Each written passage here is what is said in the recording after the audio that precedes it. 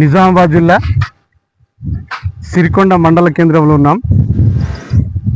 ఇక్కడ ఈ యొక్క రైతులు వరి పంటలు వేసి అష్ట కష్టాలు పడి ఆ యొక్క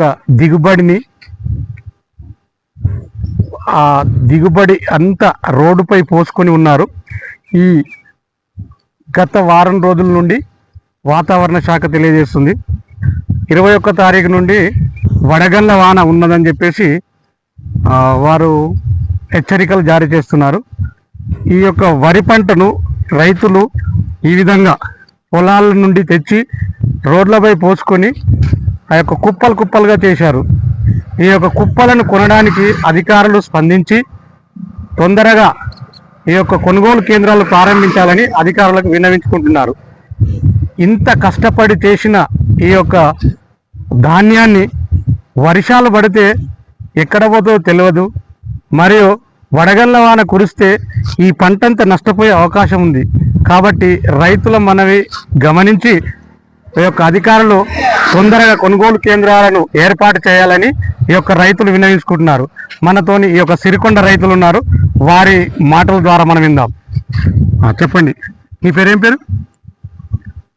గ్యామ గంగారాం, సిరికొండ మండలం, నిజామాబాద్ జిల్లా. అధికారులకు తెలియజేసింది ఏంటంటే, మాకు ఇక్కడ పంటలు నష్టపోతాం, వర్షాలు 21 తారీఖు నుంచి వర్షాలు కురిసే అవకాశాలు ఉన్నాయి. మీరు రోడ్డు మీద కోసి ఎండ పోసినాము, కుప్పలు ఉన్నాయి.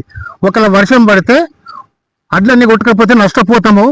2 ఏళ్ళ కింద 3 ఏళ్ళ కింద అయినట్టు మా పరిస్థితి అట్లా అవుతుంది. అట్లా కాకుండా మీ అధికారులు దయచేసి తొందరగా రోడ్డు మీద అడ్లు కొనవలసింది.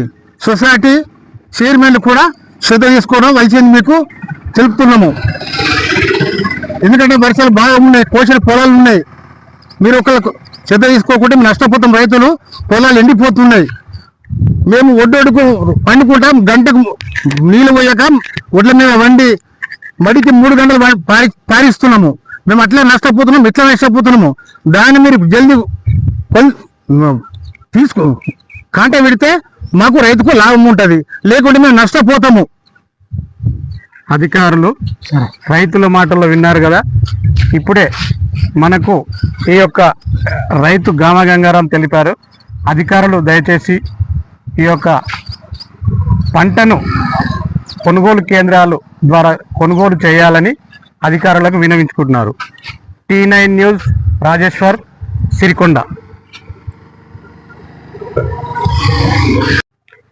ధాన్యము ఎండింది, పొలాలు కోసి 8 రోజులయ్యాయి. ధాన్యం అంతా సుక్క అయిపోయింది. దీన్ని ఎట్లాంటి వడగాళ్ళతోని వర్షాలు ఉన్నాయట. కొద్దిగా నాయకులంతా కలిసి కొనుగోలు సెంటర్ను తొందరగా ఏర్పాటు చేస్తే బాగుంటుందని మనం చేస్తున్నాం.